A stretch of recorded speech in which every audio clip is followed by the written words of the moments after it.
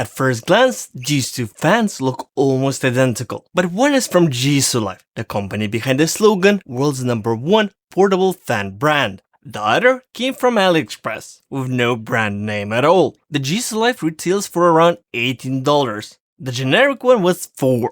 So, the obvious question is, are you just paying for the name, or is it actually the better fan? Hi, name's Alex, and I don't just unbox products, I actually test them, and I've already reviewed dozens of affordable portable fans. And honestly, half of them were straight up trash. Look, it's not rocket science. There's only a few things that actually matter. How it blows, for how long, how loud, and then you can sprinkle on top build quality, extra features, quirks, blah blah blah. So now, without further ado, let's blow this review wide open. Battery life is one of the most time-consuming tests to do properly, which is probably why almost no one cares to do it, and just read off the box and move on. I don't. In fact, every fan gets at least 2 full charge and discharge cycles. Then I record the entire runtime while monitoring the airflow, making sure it maintains consistent performance right until the battery is empty. JISULIFE officially claims up to 19 hours on speed 1 and 12 hours on speed 2. My results? Almost exactly on spec. Credit where it's due, JISULIFE's battery life claims are refreshingly accurate. The red LED starts blinking at roughly 4% battery, leaving you with around 30 minutes before the fan finally shuts off. A useful heads up, which is hopefully enough for your morning commute, or just charge it every few days, which by the way takes just over 2 hours after the initial cycle. Not letting it die is preferable, as it's less stressful for your battery. My $4 no-name fan has 3 speeds and lasted for 11, 9 and 6 hours when it was brand new, but after 2 summers there's quite some capacity lost. That also makes me curious what JISULIFE put inside the fan. In my last video, even Kala, a company that specializes in batteries, just slapped their logo on a generic fan, even without putting their own brand name cells. So brand name doesn't always mean better internals. If you'd like to see teardown videos and proper long-term testing, consider supporting the channel. I'll happily sacrifice a fan or two in the name of science. Of course, battery life only tells half the story. It can run for 50 or 100 hours, but if it barely moves any air, what's the point?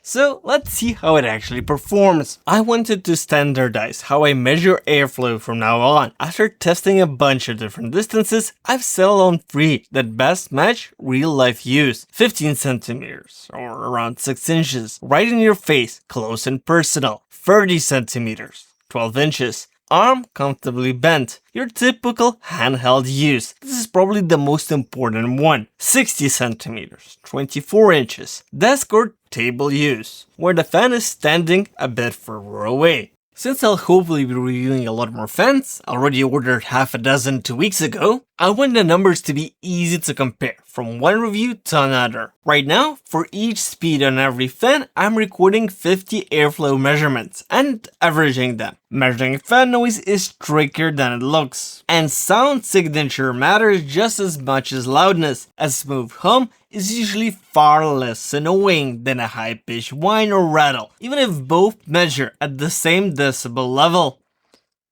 All those measurements have been done handheld, or rather on tripods, to isolate any vibration noises, but I also listen to how they sound on hardwood, MDF and IKEA honeycomb. And this is where you can see, or rather hear, where your money went.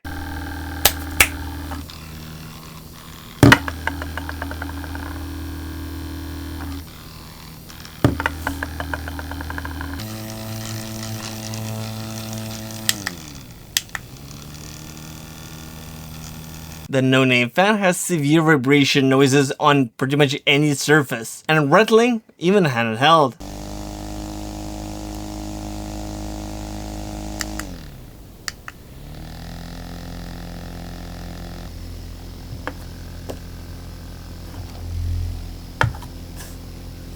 The motor stop feature also, as you probably noticed before as I was playing with the fan, doesn't really work that well on the no-name fan. The JISULIFE seems to almost always stop, and while it doesn't hurt, I'd still keep it away from your small kids and their eyes. Let's talk about the flashlight, as it's surprisingly good.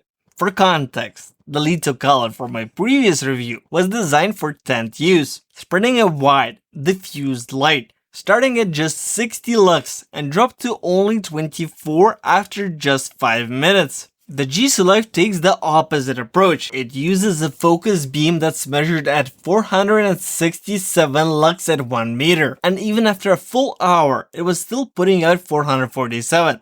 That's barely a 5% drop. Really impressive stability. It's not going to win you any awards for color accuracy. The CRI hovers around 80, which is just okay, and has a very cool, clinically bluish white tone. On the plus side, it doesn't have any PVM flicker. It won't light up the far end of your backyard, but it's more than bright enough for practical stuff. Finding a keyhole, checking meters, navigating a dimly lit path, or picking up after your dog. The no-name fan doesn't have a flashlight at all, and no, I won't be making a runtime test for the flashlight, because by the time that's over, the fan season will be over. What I will be doing is the review of the improved F8 Plus, which has free speeds and double the battery life. And no, I didn't forget about the power bank feature. It's just like most politicians, slow at 5.1 amp, only about 50% conversion efficiency, has a tiny 740 mAh usable capacity, and still expects you to bring your own cable, making you question how they spend your hard-earned money. It might charge your phone for a fifth, and it will take forever to do so. Personally, I'd rather they spend the budget on a bigger battery or a stronger motor. Like and comment, and subscribe not to miss the F8 Plus or F8X.